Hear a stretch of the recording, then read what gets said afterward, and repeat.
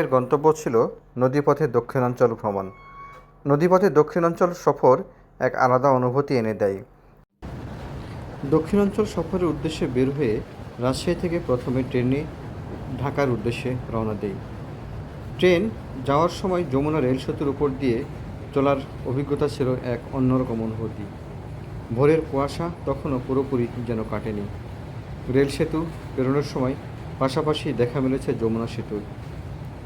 এই যমুনা সেতুর উপর দিয়ে যখন গাড়ি চলাচল করে, এদিকে ট্রেনে চড়ে যাতায়াতের সময় এক অন্যরকম দৃশ্য যেন মন কেড়ে যায়।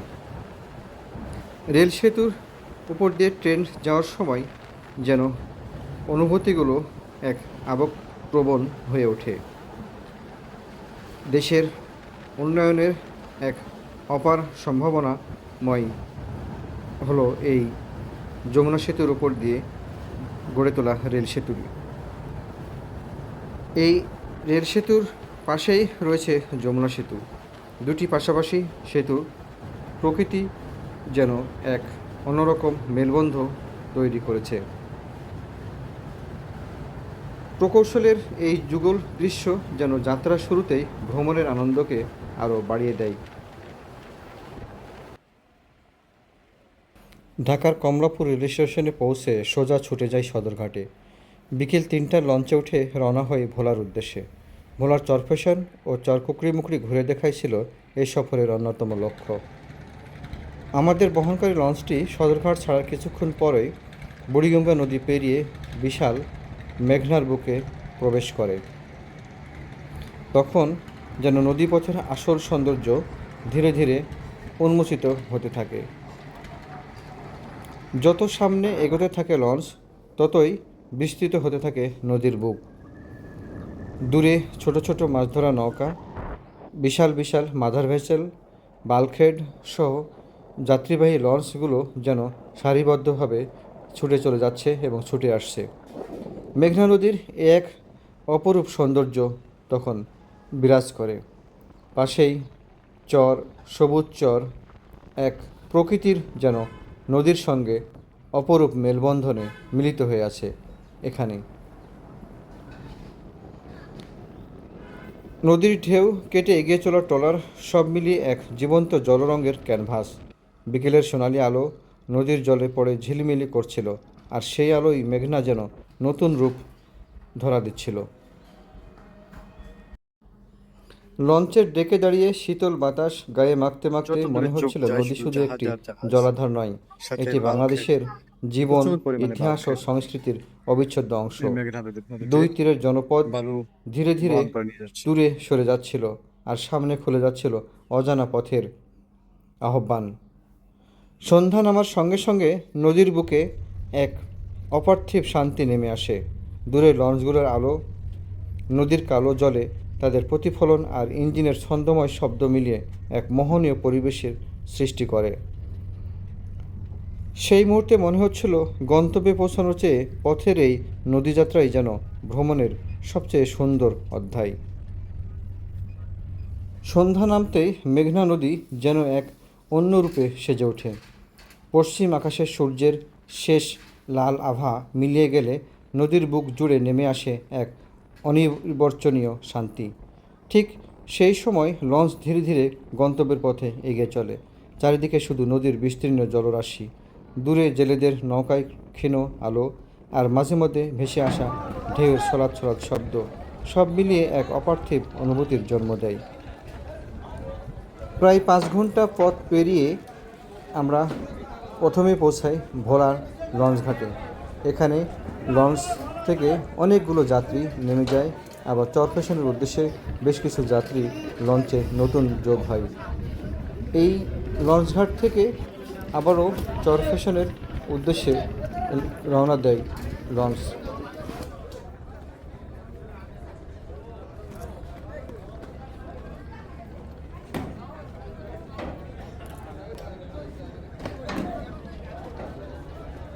একজন আরে ভাই সিঁড়ি দিয়ে আরে ওই সিঁড়ি দিয়ে আমি একজন আরে নামে আরে এই সর্বশন একজন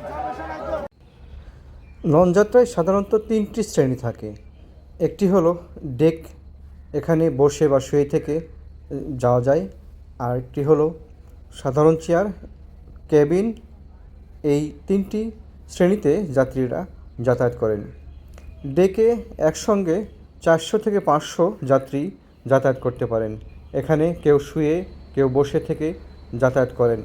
দক্ষিণ অঞ্চলের অধিকাংশ যাত্রী এই ডেকেই যাতায়াত করেন, কারণ তাদের প্রত্যেক দিনের অনেকেই যাতায়াত করেন লঞ্চে, কাজেই তারা এই ডেকেই যাতায়াত করেন বেশি। এখানে ভাড়াও তুলনামূলক অর্ধেকেরও কম, ফলে তারা চেয়ার ছাড়াই ডেকে বসে বা শুয়ে যাতায়াত করেন ঢাকা থেকে দক্ষিণাঞ্চলে। ডেকে যাতায়াতের একটি আলাদা অনুভূতিও রয়েছে। এখান থেকে গোটা নদীকে পুরোপুরি দেখা যায় এবং নদীর সৌন্দর্য উপভোগ করা যায়। ডেকেই দেখা মিলল ডিম সহ পাউরুটি ভাজা বিক্রি করতে। একজন বিক্রেতা প্রতি পিস ডিম এবং 2টি পাউরুটি কেটে বিক্রি করছিলেন 40 টাকা করে। লঞ্চ যাত্রায় এই ডিম ভাজা পাউরুটি এক অন্যরকম অনুভূতি এনে দেয় এবং বাড়তি স্বাদও রয়েছে এই খাবারের, ফলে প্রতিদিন এই বিক্রেতার বেচাকেনাও হয় বেশ।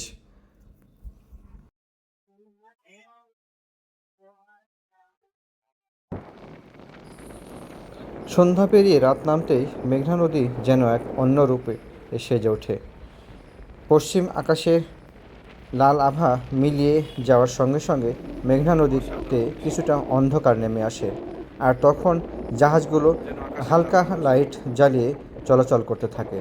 শত শত বাল্কহেড, মাদার ভেসেল সহ যাত্রীবাহী জাহাজ যাতায়াত করতে থাকে মেঘনা নদী দিয়ে। এই যেন জাহাজের মিছিল বয়ে চলে মেঘনার উপর দিয়ে।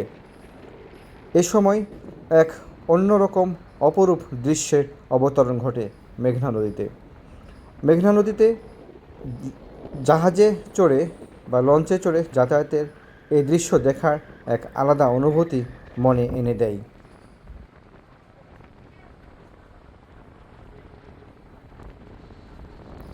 রাত যত গভীর হয় মেঘনার সৌন্দর্য ততই রহস্যময় হয়ে ওঠে। লঞ্চের ডেকে দাঁড়িয়ে শীতল বাতাস গায়ে মেখে আকাশ ভরা তারার দিকে তাকালে মনে হয় প্রকৃতি যেন নিঃশব্দে তার শ্রেষ্ঠ শিল্পকর্মটি উপহার দিচ্ছে। ভোলার বিভিন্ন প্রান্ত ভ্রমণ শেষ আমরা যাচ্ছি পটুয়াখালীর 10মিনা এলাকায়। 10মিনা লঞ্চ ঘাটে গিয়ে পৌঁছাবো। এখান থেকে প্রায় 1 থেকে 1.5 ঘন্টা সময় লাগবে। ছোট একটি লঞ্চে যাচ্ছি আমরা।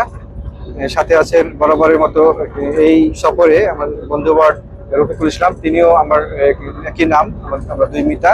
ভোলা সফর করলাম গত 2 দিন ধরে, গতকালকে এবং আজকে সারাদিন ছিলাম ভোলায়। বিভিন্ন প্রান্তে ঘুরে দেখেছি। ঘোরার শেষে এখন আমরা যাচ্ছি হচ্ছে পটুয়াখালীর 10মিনা এলাকায়। এই তেঁতুলিয়া নদী, বিশাল তেঁতুলিয়া নদী, এটি মেঘনা থেকে উৎপত্তি। তেঁতুলিয়া নদী, এই তেঁতুলিয়া নদীটা কোথা থেকে উৎপত্তি চাচা? তেঁতুলিয়া নদী কোথা থেকে উৎপত্তি? এটা সাগর থেকে, বঙ্গোপসাগর থেকে এই তেঁতুলিয়া নদীটির উৎপত্তি হয়েছে। এটি বিশাল বিশাল একটি নদী, ভরা নদী। নদী পার হয়ে যাচ্ছি আমরা পটুয়াখালী 10মিনাতে। অসাধারণ একটি জার্নি ছিল ভোলায়। অনেক স্মৃতি আছে, সেগুলো আস্তে আস্তে সবগুলোই তুলে ধরবো। আমরা দেখেছি, কৃষকদের কথা শুনেছি, বিভিন্ন প্রান্তিক এলাকার মানুষের জীবনযাপন দেখেছি এবং বিভিন্ন পর্যটন এলাকাও ঘুরে দেখেছি। আসলে 2 দিনে ভোলা ঘুরে দেখা যদিও সবকিছু সম্ভব না, তারপরেও যতটুকু আমরা ঘুরে দেখেছি চেষ্টা করেছি মোটা দাগে কিছু তথ্য তুলে ধরার এবং মোটা দাগে অনেক কিছু এলাকা পরিদর্শন করার বা ঘুরে দেখার। সেগুলো আমরা ঘুরে দেখে পর্যায়ক্রমে সেগুলো তুলে ধরবো আপনাদের সামনে। আশা করছি এই আগামী যে আমরা যে পটুয়াখালী থেকে বরিশাল যাব, সেই ভ্রমণটিও সুন্দর এবং স্বাচ্ছন্দ্যময় হবে।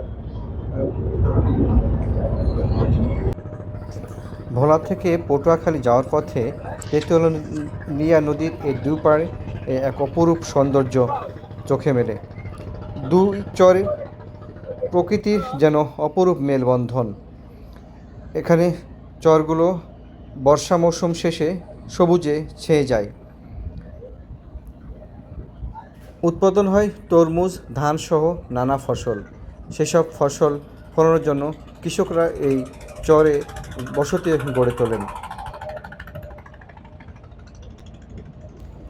সরু নদী পেরিয়ে আমাদের লঞ্চটি যখন পশ্চিম দিকে ছুটে চলেছিল, তখন দুই পাশের চরের বসতিগুলো দেখে যেন মন ভরে যাচ্ছিল।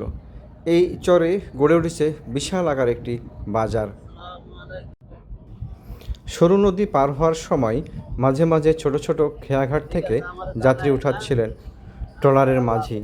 দূর চর থেকে এই যাত্রীরা এসে খেয়াঘাটে জড়ো হয়ে দাঁড়িয়েছিলেন, আর ট্রলার দাঁড়িয়ে সেই যাত্রীগুলোকে তুলে নিচ্ছিলেন মাঝে মাঝে। এই সরু নদী পার হয়ে সামনে একটি বিশাল নদী পড়বে, সেই নদী পার হয়ে পটুয়াখালী পৌঁছাতে হবে আমাদের। এই ঘাটে উঠলেন কয়েকজন তরমুজ চাষি এবং তরমুজ বিক্রেতা।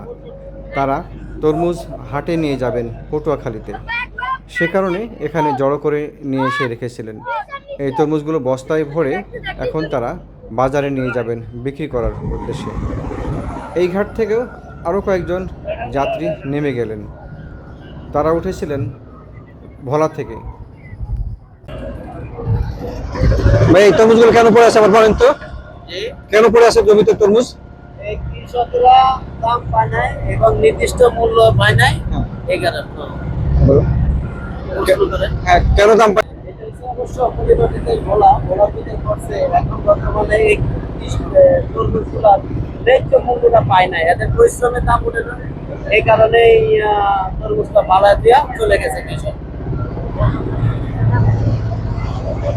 এখন আমরা বর্তমানে আছি পলিমাটির দেশ ভোলা, এবং আশেপাশে এই নদী এবং চরগুলা কি সুন্দর, এবং মাটিগুলো খুবই উর্বর, খুব ভালো ভালো ফসল হয়।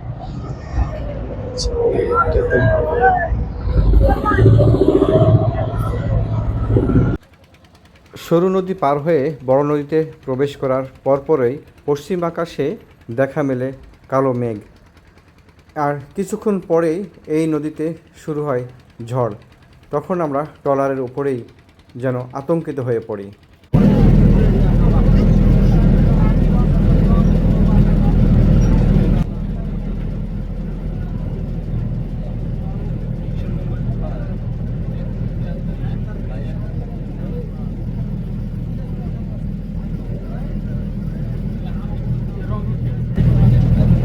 মাছ ধরার এমন চমৎকার দৃশ্য দেখতে দেখতে আমরা সন্ধ্যা পেরিয়ে রাত 8:30 নাগাদ পৌঁছে যাই পটুয়াখালীতে।